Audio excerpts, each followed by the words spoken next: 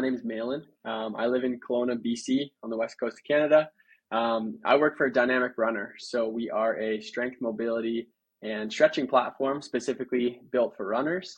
I'm the community and partnerships manager slash marketing guy slash sales guy. We're a pretty small team, so there's 6 of us who work there, so we kind of wear a lot of hats. I guess a little bit of background about the brand itself. So originally, it started as Dynamic Cyclist. There's a couple different brands within the umbrella of our companies. So Dynamic Cyclist, it was started about 5 years ago. The owner's pretty avid cyclist, and he kind of found himself saying, I need to stretch more, but never actually did. So started to feel the effects of that, just purely based on his how his body felt and the performance and everything kind of trickling down. So he's like, I have an idea here. I'm going to start working with some athletic therapists and some physios and create like a video-based program where we can address the muscle imbalances in more of an efficient way. So that's where the core of our programming kind of came from. Obviously, now that started as cycling and trickled into running and triathlon. So we actually have 4 brands under it, but Dynamic Runner is what we're here to talk about today. So it's a lot of fun to be a part of, and I appreciate having me on. Yeah, thanks for taking the time to chat. Like, I think the product is super interesting because like so many of us, we work like a pretty demanding job, and we're always busy doing things. So like going to go see like a personal trainer at like 2 p.m. is not really viable, right? So we end up doing workouts at like 10 p.m. or 3 a.m. or just some random time, but you got to get it done to race, right? 100%. Yeah.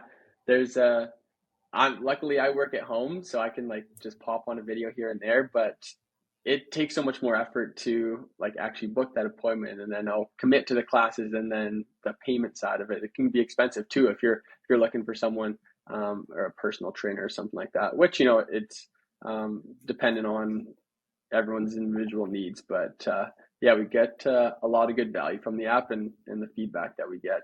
People really seem to enjoy it. Yeah, that's super cool, dude. Well, let's just jump into it. Like, Yeah, let's talk about like training plans. Like we were just talking about, like so many people are busy. Like I guess you're pretty fortunate to work from home and you have a little, it's like semi-flexible of a schedule, but like if somebody's working like 10, 12-hour shifts and they have a family and kids and obligations, like how would they create a training plan to like have a successful race? Yeah, that's a good question. And I think it's something that I'm going to pull from my experience. So last year I guess, my biggest training build. I did my first Ironman last summer. So obviously that requires a crazy amount of volume each week. And what I realized is that the training plan that you create, it has to be one that can cater to your whole life and not just to your specific race goals or whatever it is. Just as much as you want to show up and get like as much value out of each session as possible, you also, like you said, people have other commitments. They have kids they need to take care of. They need to show up for their partner. They have a demanding job. So it can all be so much to handle. And I think the balance is key. Just as much as the balance, so is the consistency. So if you're committed to a plan, I think that staying consistent and not letting yourself really slip through the cracks is what you're going to find most helpful, especially on race day. Yeah, something that I've noticed, and like I think consistency is super important. And maybe I'm not the most consistent, I'm probably not the best example of it, just considering like my lifestyle and stuff. But like I think a lot of people maybe take on too big of a training plan. Where like I'm going to do 80-mile or 90-mile weeks or something, or whatever that is in kilometers up there. Yeah. I don't remember exactly what the conversion is. I'm not saying it off the top of my head because I can't confidently say that either. Yeah, I guess we're both bad at math. Yeah, exactly. But I personally, I think that the consistency aspect is like almost more important than putting in these high volume weeks. If you're doing consistent like 50-mile weeks or something with maybe a little bit of strength and mobility in there, that's going to be way more important than like say 100-mile week and then not training for 2 months or something, right? 100%. Yeah, and I think for especially a race like the Grand to Grand is you're gonna have those back-to-back huge days. So it's essentially the most important part is the time on your feet. So if you're doing that consistently day in, day out, it doesn't have to be those crazy, crazy days every single week, because obviously you have build weeks and you have recovery weeks and stuff like that. But like you mentioned, I think that is important, that the consistency factor is there, and the balance is there, so you're not killing yourself one week and then you have nothing to give the next week. Yeah, dude, 100%. And I think like the recovery aspect is huge too, where like a lot of people have jobs where they're very physical, where they're spending time on their feet and maybe they're like doing physical labor, and like it doesn't sound like training, but that is training in a sense, right? Completely. Yeah, it's be difficult to put a 10-hour day in doing a labor job and then making yourself go for an hour and a half, a 2 hour run. You're like, oh man, when the heck am I going to get a break here? So yes, there's that is a perfect example, is like the training plan that you make, you have to kind of make specifically for you, and not one training plan is going to be a one size fits all. It's going to need to be tweaked for everyone to obviously optimize it. Yeah, definitely. Like I honestly can't imagine like just say you're doing construction or something like that, a very like physically demanding job, and then it's like, okay, now I'm gonna go do my weight training session. It's like you basically did that for 10 hours already. So like why go do it Yeah, again? Like maybe go do some specificity there, but like not go like lift specifically. yeah. It's like, oh man, I've just been hauling stuff around all day, and now I got to go just ruin my back or something. Yeah. Well, optimally, like obviously not ruining your back, but just working your back. Say if you're doing some deadlifts or something like that. Nah, totally. Yeah, the sustainability of that would run dry pretty quick. Yeah, I actually have a friend who's like he's a very competitive runner, like especially when he was younger. And now he's a little bit older, but he does construction and he runs like he just signs up for events and does really well. But like he factors in like all the time he's outside. He lives in Southern California, and so it's pretty hot most of the time and whatever. And he's out there just doing hard labor. But like it also builds a lot of durability for him because he's doing all this and he squeezes in runs as much as he can. But it's kind of crazy like how much that physical labor can do for just building strength in general. That's interesting. I never even thought about that. Yeah. Man, the durability aspect is huge too. Like I like to refer to it, I know some people don't probably, but like, so I guess personally for me, my knees have given me troubles in the past when doing long runs, whether it's long races or longer volume sessions. Um, so I do a lot of strength training specifically around my knees and in my feet to, like I say, I bulletproof my feet and my knees. And I know there's like some people don't like that term, but for the durability aspect, like that's exactly what I need to do. I'm over 200 pounds, so I'm gonna be hammering on those knees day in and day out, and so the strength training portion is so important for me, especially like more so in the off season. Um, but just doing a little bit in the training plans, I find really helpful. Yeah, let's I know we're gonna kind of go off our notes here for a second, but like what are some of the things Yeah, you man. do to like build strength in your feet and in your knees? That's a great question. I personally like to do a lot of knees over toes guy. I don't know if you're familiar with him, Yeah. but a lot of the ATG stuff. I'm not really big into doing like the heavy back squatting and heavy front squatting and everything like that. I played hockey my whole life until I was 19, so I did enough of that, the macho heavy lifting and stuff like that, and I don't find it very valuable. So I know there's importance of having the strong quads and the strong glutes and all that, but yeah, I do a lot of like plyometrics and kind of like single leg squats and um, tibialis raises and all these weird things that like they're hard to see the direct gains because you're not like in the gym just putting up a bunch of weight and feeling really good. Well, I guess you're feeling good, but um, yeah, I think, and what I find really helpful is kind of just like we said, the consistency of doing that. And how I know it's working is when I'm going for a 3 or 4 hour run, my knees aren't sore when I'm hammering the downs and trying to get some good footwork on the technical train on the way down. Yeah, like I'm actually a big fan of like the knees over toes guy stuff. Like Yeah. for a lot of reasons. Like one, like it works. Like it's easy to do and it works. And then the other thing too is like for people that are just very busy or say you're traveling a lot, like it's stuff you can do with very minimal equipment and you can do in a hotel room. You could do it just like outside at a Hmm. trailhead, like very basic things that really like create a lot of value. For sure. Yeah. No, I agree. That's another thing, I guess, is the programming that we have. It's some of the specific things. If you have an area of your body that's more impacted and kind of nagging, say your knees, for example, or your hips, or your shins, because I know that shins are always a common running injury.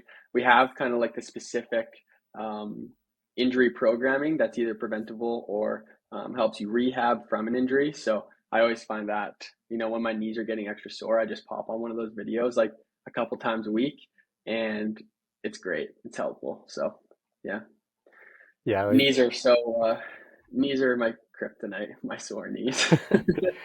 I imagine a lot of people can relate to that because from like all the years I have running and stuff, like it seems like people complain about that the most. And even if like people aren't complaining about it, it's like everyone says like, oh, running's gonna hurt your knees, it'll kill your knees. But it's like I don't know if I actually believe that, to be honest. No, I don't think so either. When I first started running, and that's the only thing that I heard, then I was believing it. And then I'm like, oh man, if you actually just have better form and you actually build the strength around your knees, then that is eliminated. So yeah, I know. I think there's a lot of negative connotation around running and it being bad for your knees. I was actually just talking to someone recently, and them saying that, and I was like, I haven't heard that in a while, like in years, to be honest. But it's still out there. So here we are talking about it. So it's not still believed by a lot of people. Yeah, I think it's a lot of people that maybe don't run or maybe just don't want to run simply because for whatever reason. And Yeah. yeah, like the building strength like around your knees and just everything in general is just going to benefit you like in your everyday life in general, right? It's like not just for running because running is such a natural thing, and I think working on your form and going back to basics is probably one of the most important things that we can all do. Hmm. For sure. Yeah, I notice it, and I do a lot of cycling as well, obviously, and I know you do a lot of gravel riding, so I notice it then where I'm actually just getting more power simply, and I'm able to hold a little longer power through just like enhancing the strength in those little muscles that you never really think about. Um, yeah, it goes beyond running, so I always appreciate that. Yeah, and like I don't. This is just talking about this is reminding me of another buddy of mine. Like he actually works for UPS, like the shipping company. So he Yeah. drives the big freight trucks. He's worked there for forever, but like so he drives like the giant like I guess semi trucks or whatever they're called. And he also runs like pretty high volume. Like he's not a professional athlete, but he runs like 90, 100-mile weeks. And a lot of things he does during the day, if he has like 15 minutes at work where he's not doing something, is he'll do these basic like squats and extensions and like mobility exercises just right outside of his truck. Cause he's like, well, I'm sitting all day and I'm doing some physical labor, but I'm also realizing that like I need to do these things. And if I don't do it now, I won't do it when I get home to my family because he just has so much going on. Yeah, I admire that. I try to do that as much as I can, and sometimes it's honestly hard to do. Where it's like, okay, I'm gonna because I'm sitting in a desk all day, right? And maybe same thing for you, where as an example, you go for a run in the morning, and you have um, I don't know, a strength routine to do in the evening, and you're sitting for I don't know the next 9 hours. And in my mind, I'm like, okay, I need to actually like get up, move around. I need to use my standing desk. I need to do a 5 minute mobility routine before lunch or a 5 minute mobility routine after lunch. And you're like, oh, it's only 5 minutes, but it does so much good.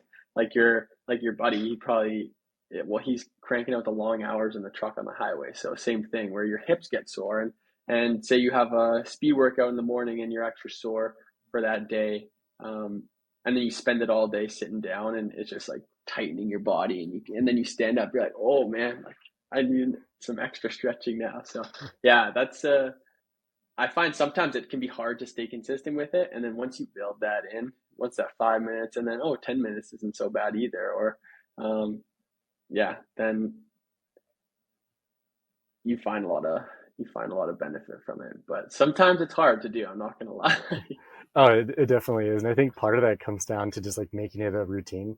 It's like, okay, like every Mhm. hour I'm going to stand up for 5 minutes and maybe just do some like very basic mobility or just even just go for a walk for 5 minutes. Like that Oh can help yeah, alleviate the stiffness quite a bit. 100%. I don't think we're meant to be sitting down for 8, 9 hours a day straight. I think you need to mix it up. And hey, it's easier for a lot. It's easier for me because I work at home. Whereas if you're in an office, you don't want to be seen just like standing up and going for a quick walk all the time. So I get it. You got to do what can fit into your day to day as well. I think like I don't know, from like a kind of creative standpoint, like we all have to like make things work for us. Like what works for you may not work for somebody that works on Wall Street or somebody that does Mhm. like construction or ski patrol or these sort of things where if we all have these goals and we want to accomplish them, we need to like adjust things based off of our lifestyle. Or like if you Mhm. have a family or something, it's okay, like that's important as well. So you don't want to be like, okay, I'm gonna go do 4 hour runs every day and just like totally ignore my family for 4 hours or something. Completely. Yeah.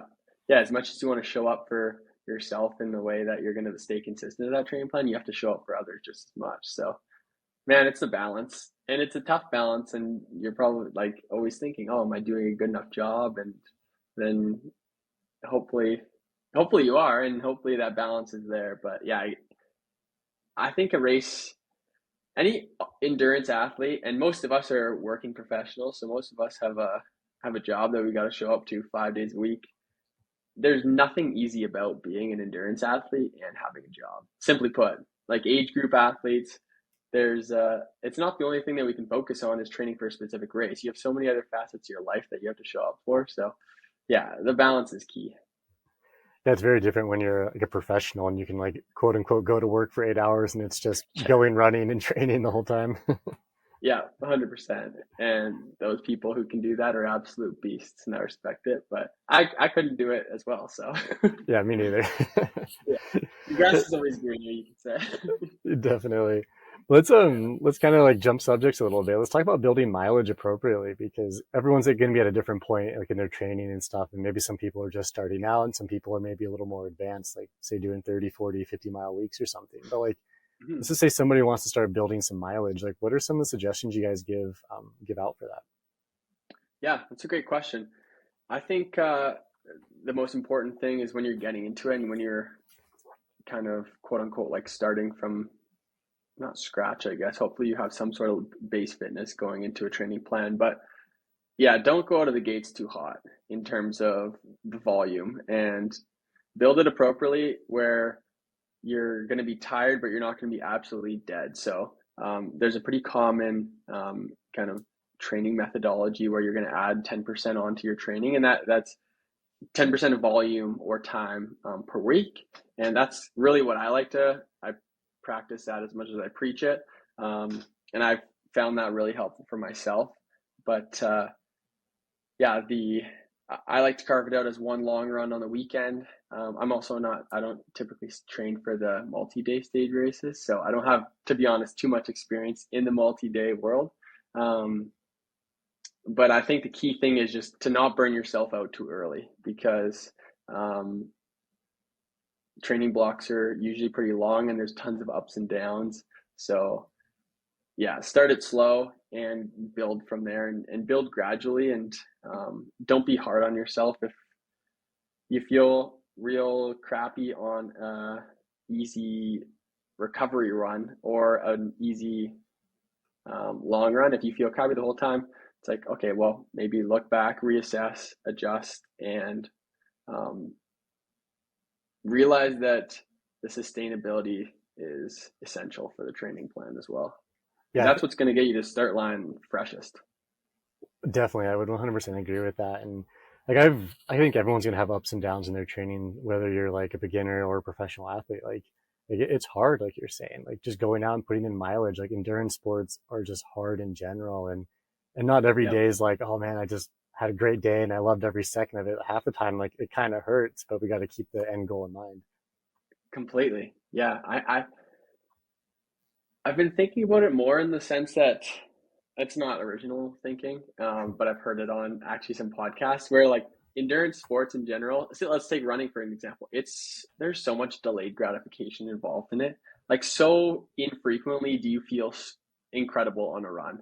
Like I don't know, once every couple weeks, you're like, oh, I felt real good. So there is that delayed gratification, and you kind of wait for those days where you're like, ah, yeah, like, that was sweet.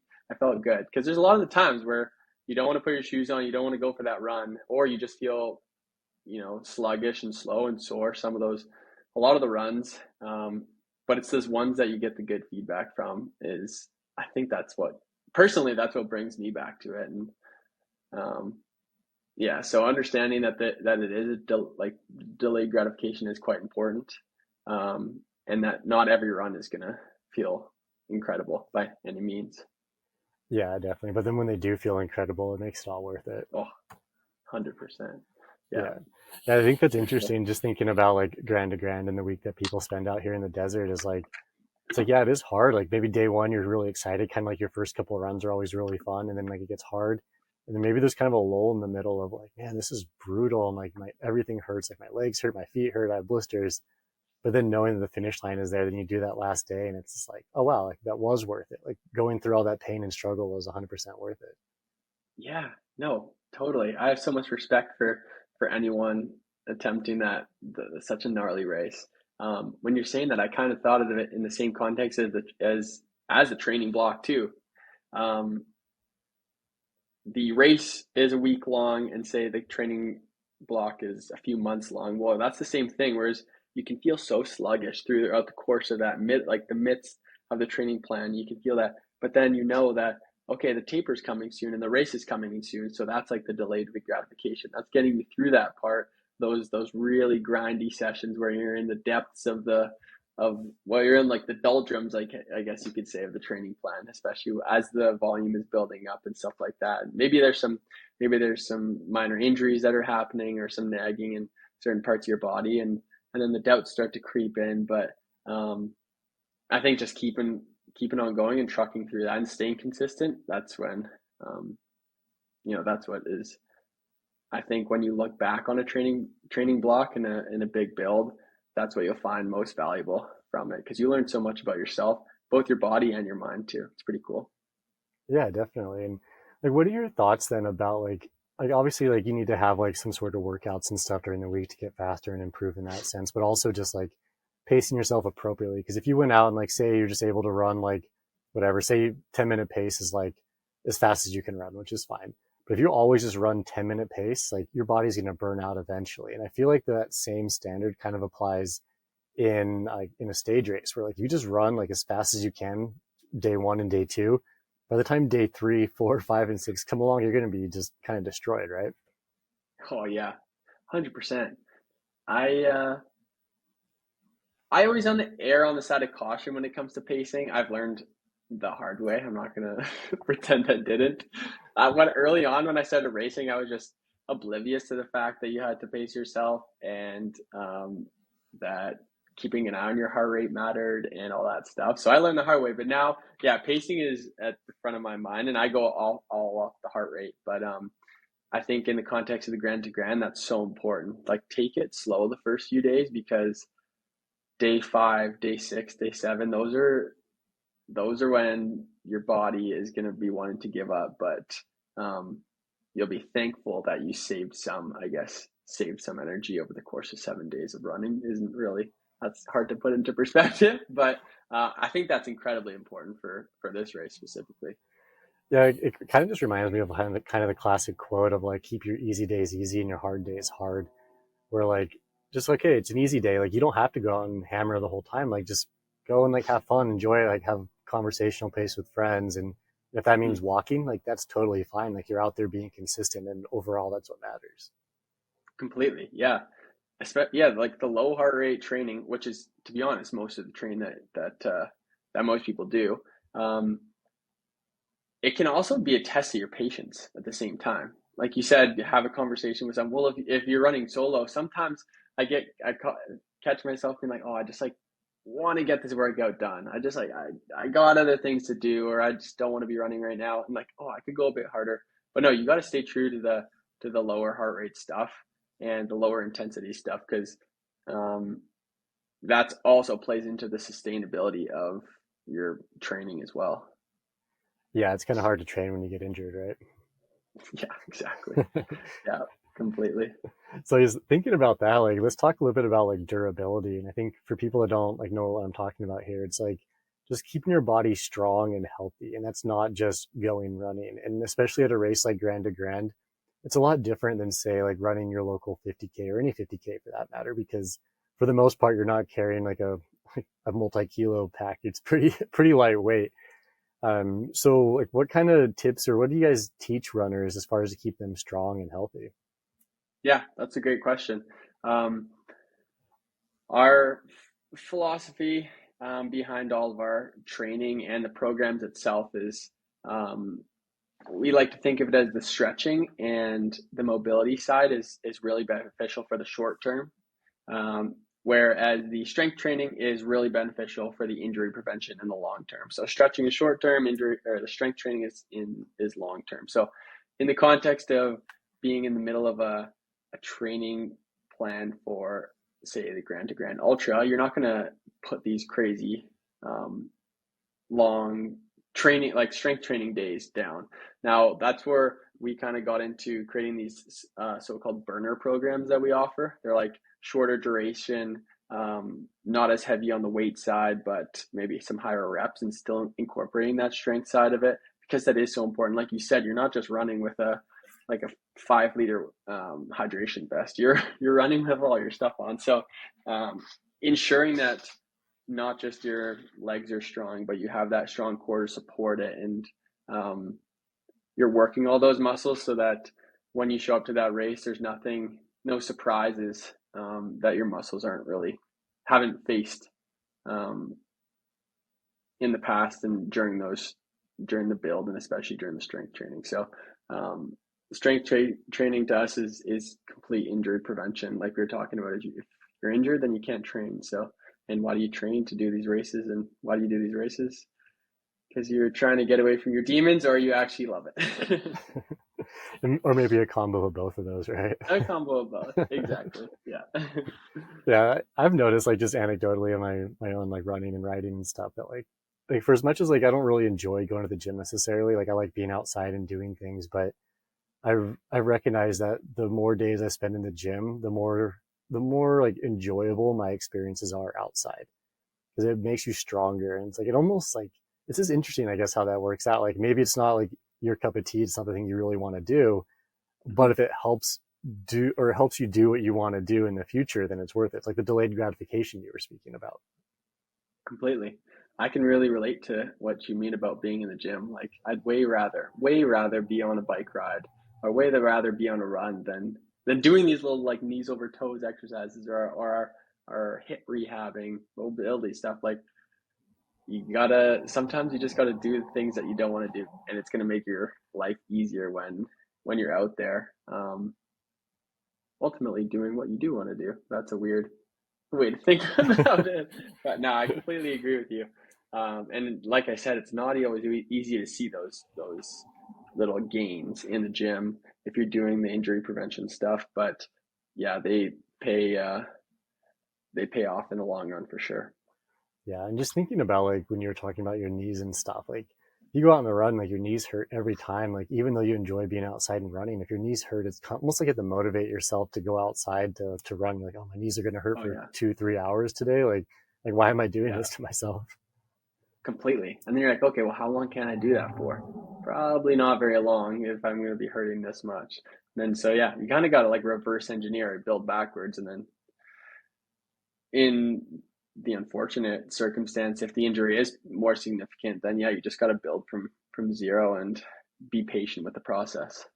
Yeah, let's talk a little bit about that, because I know all of us, like anyone that's probably ran or whatever, has experienced some sort of injury, whether it's an overuse injury or an acute injury of some sort. So like what do you guys do to help people recover from things? I know that's like it's going to vary quite a bit based off the injury, but like if you have to kind of go back to square one, like what would you do? Yeah, that's a great question. So we have an actual injury prevention series. So whether it's like the low back, the hip, the knee, the ankle, posture correction, IT bands, we got a little bit of everything. So we have, what we've done to kind of address all that is create the programming specific to that body part. And then we have a series of videos that address all the either prevention or in the rehab routines that will get you back and feeling better. So we don't chat with you one-on-one and say, okay, what's wrong? And that's more of a physiotherapist's job, obviously, but that's where the physiotherapist would refer the person to us and say, oh, do these routines, because I know that there's targeted rehab and prevention routines. So I think that's where we shine through, and a lot of people appreciate us is if you got bad knees, for example, I do a lot of the knee function and rehab programming, and I find a lot of value through that because there's a lot of different stretches and mobility and strength training routines within that like directly address it. So yeah, it's pretty cool. Yeah, and something that I don't know, just thinking about this out loud a little bit, it's like I feel like personally I listen to a lot of like nutrition and strength training stuff just because it's interesting to me, but at the same time I recognize that I'm not an expert. Like a PT is an expert in these things. And if you have like a foot issue, like maybe going to YouTube or Googling like might give you some initial help. But in Yeah. the end, you really do need someone that knows what they're talking about. Because every time I've gone to a PT, I'm like, I didn't know anything about this, and it's like it's kind of eye opening to see like how advanced an actual expert can be in these topics. 100%. I agree with you too. I've had my fair share of physio visits, and it's the same thing where that goes into what I guess our programming is all about too. Is the team of us who created the programming, I guess, executed on the programming. None of us are physios or anything like that, but we work with the physios and the athletic therapists to, uh, they're going to provide all that information. They're going to create these routines, and then we're going to execute it. We're going to make it look good and all that stuff. So, yeah, by no means are we the experts, but we also practice what we preach at the same time. So we believe in it, and um, but yeah, it's not really a substitute for if you get a serious injury, then going to the pros is undoubtedly the play. Definitely. And like speaking of going to the pros and everything, it's like having an actual coach or a program there versus just kind of winging it every day is really beneficial, I think, because it gives some sort of structure. And granted, that's going to change a bit as people are busy with their lives and stuff. But like not having to sit there and think about every workout every day, but just kind of almost being able to like walk out your door and like look at your watch or your phone and be like, oh, I'm going to do this today. Like it's So kind of nice. nice. Completely. And you probably have experience doing both. Like in my experience, I started off and just doing my own thing, like you said, and saying, oh, okay, like I guess this is what I should be doing, or I guess this is what should be doing. But in the past couple of years, I've like relied on a coach to build that training plan out. And like you said, it's so nice to like, okay, what do I got today? And then you look at it and say, okay, I know I got with this. Like whether I feel good or not, I got to do it if I have the time to, of course. Um, whereas if you don't have the training plan, I think it's easier to be more inconsistent as well. It's like, okay, well, who's holding you accountable other than yourself? But if you have, if you have a coach, that's great. Or if you just commit to a training plan, then you know that's on there, and you know that you got that run today, or you know you got that strength session. Or if you feel really good, you know you got that, you know, but you have a rest day. It's like, okay, well, your body does need that rest as well. It's all, yeah, it can definitely be difficult to, and like feel like you're swimming in the middle of nowhere when you have no training plan, from my experience for sure. Oh yeah, I would 100% agree with that. And like speaking of the rest day that you brought up, like I find those super valuable because like when I create my own plans, I'm like, well, I just want to run today. It feels so good, but it's like your gains happen in those rest days, right? Like you can't if you're not recovering, then like doing workouts is really kind of beating your head against the wall. It doesn't really do too much. Yep, completely. I know it's so interesting sometimes. Like a lot of the time, I have my biggest volume day and then a rest day right after, or we're short like 20-30 minute recovery run and then a rest day or something like that. But some things you feel just so good, like you said, and you're like, oh no, I should, may as well just get, you know, another 45 minutes under my belt. It's like, no, you actually need that. That's when your muscles are building back up. That's when you're really gonna actually recover because you got another week of this and you got another more hard session. So yeah, there's the importance of the recovery days, and then the recovery weeks in general too is dialing back that volume and that intensity. Um, so you can go into another couple build weeks ideally fresh as possible. Yeah, definitely. And like kind of just touching off like the recovery aspect. I know you're not an expert in nutrition, not to like whatever, but we talked about this before the recording. But let's just talk about like fueling for runs and stuff. Like even if it is kind of anecdotal from your experience, like it seems like a lot of people get into running and they're like, oh well, I'm running all this mileage, I need to eat, but also like I want to lose weight, so I'm not going to eat. But that's it's actually pretty counterintuitive because you need to fuel your body for what we're doing. And like endurance sports are hard. Like it's hard in general. And then when you throw a pack on your back with, I don't know, like your sleeping equipment and food for a week and all these different things, like it ends up beating up your body quite a bit. Yeah, 100%. I think that nutrition is so important, and it is something that gets overlooked. And just like you're training physically, you need to train that nutrition in a way where you got to trial and error things, and it's not something that you can kind of just wing on race week for this example. You need to know what works for your body at what times of the race, and how much liquid you need, how many carbs you need per hour and everything, because everyone's so different. Like, for example, I'm a bigger body and I burn a ridiculous amount of calories. I need to eat a ridiculous amount of calories. But for example, someone half the size of me, they're going to be a lot different. So like the training plan, I guess there's no specific amount that can apply to everyone, where in terms of, yeah, you need this many liters of electrolytes, and you need this many carbs and all that stuff. I know there's a ton of information and studies on the nutrition and everything like that, so I'm not going to get into it because I don't know too much about it. But like we said, I'm so fascinated with it too.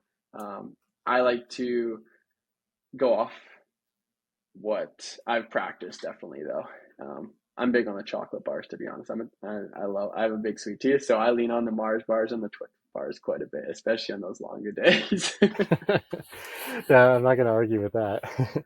Yeah. Yeah, just thinking about this though, like what you were saying is like just kind of practicing with things. Like a while ago, we did a show with Jeff Peltier. He actually lives in Vancouver, up kind of near you guys, and he ran Grand to Grand. I don't remember the year exactly, but in the podcast we did with him, he talked a lot about like trying different nutritional products in your racing and in your recovery, because it's like maybe like a Twix bar or whatever works well for you, but for me, like I don't enjoy that.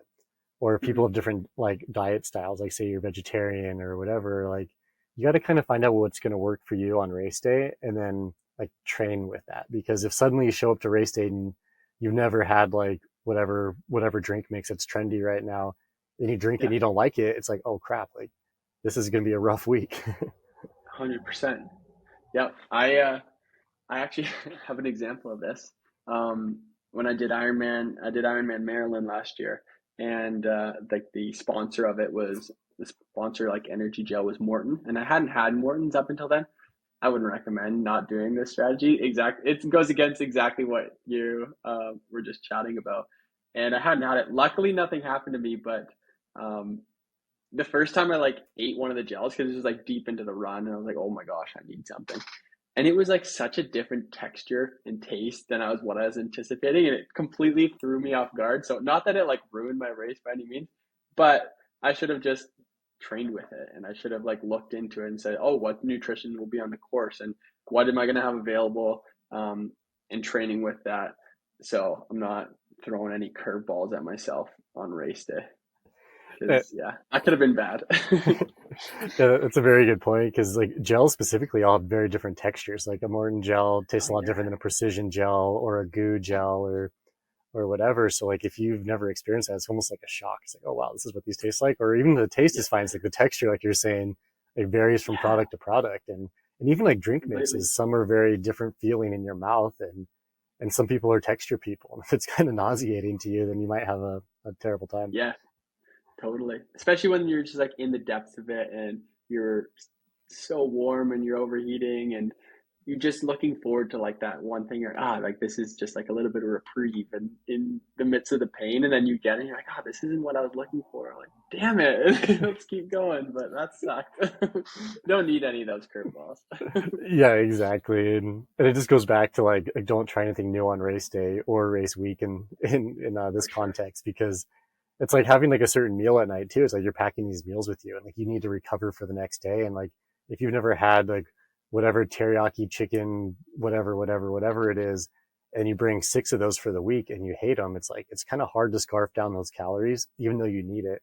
But if it tastes disgusting, you're just kind of like, maybe I'll just not eat it today. And then it's just a downhill spiral of like falling behind on your calories. Yeah, then you're not eating your dinner, then you wake up extra hungry, or then 100%. Yeah, just don't have any surprises, and then you're mitigating what can go wrong, to be honest.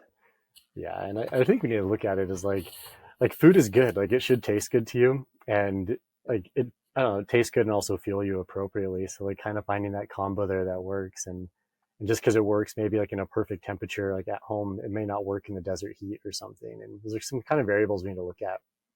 Yeah, like those Twix bars, they're gonna melt instantly. Yeah. Even at 7 in the morning, they're gonna be melted, not, let alone 3 p.m. Yeah, it won't be a Twix bar at that point. It'll be like a Twix gel with some like Yeah, stuff exactly. Some inside of it. substitute variation. Yeah, Yeah. totally.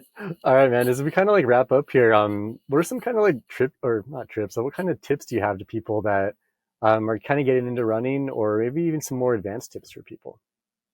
Yeah, that's a great question. I'll lean again on my personal experiences of getting into endurance sports and stuff like that. But I think I think a few things here is don't compare yourself too much to what you're seeing um, on, for example, social media. It's like you don't need to compare yourself to anyone when you're getting into it or when you're deep into it. It's like that everyone is so different and your body's going to react differently to the training, to the volume, the strength training, to the pacing and all that stuff. Um, and you're going to understand, you're going to learn a lot about your body throughout the process of when you're getting into running. And don't really hold yourself to those specific times because it's not realistic. And that's going to get you to stop enjoying the sport altogether really quickly. So don't be too hard on yourself and be graceful when you're not feeling the best, and really enjoy those days that you are feeling great. So um, everyone's experience with endurance sports is so different. We all do it for a specific reason, whether it's um, the same reason or not. Uh, your experience will be somewhat different, and I think that um, it's slow progress to achieve the highest level of performance that you can if that's something that you want to do. But don't be too hard on yourself throughout the process. I think Yeah, that's the biggest thing. I would agree with that, and I think it's easy to get roped up into that, like with social media and Strava and stuff, and I've fallen into the trap as well. But it's like, yeah, like we're all in different places in our lives, and just because I don't know, you're not running a 2:03 marathon doesn't mean like that you're not like a runner or something. It's like it's okay. We're all in different parts of our lives. For sure. Yeah, you can be running a 5 hour marathon and you're just as much of a runner as someone who's running a 2 hour marathon. So, yeah, completely. As long as you're enjoying it and it's making you a healthier person, then you're getting value from it. Definitely, and applying that to grand is like it's like the more fit you are, you're gonna have probably a better experience because like it is a long week, no matter how you cut it, whether you're going fast or slow. And but either way, like it's an incredible landscape full of great people. So like just like train as much as you can, and realize like yeah, I'm just out here to have a good time. Like it's not always about like running your fastest 50K of the week or something. It's like yeah, you're an incredible landscape with incredible people, and just enjoy it. Like and you're a Yeah, runner, and it's like an accomplishment no matter what.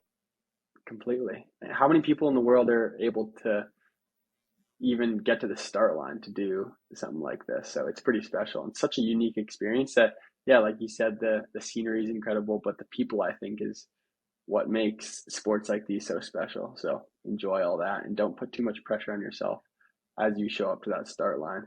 Just do your best. Definitely. And I think that's a good way to wrap this up here, man. Yeah, Um, dude. yeah, so once again, like where can people find you guys and yeah, what do you offer? For sure. Yeah, you can find us on Instagram and Facebook.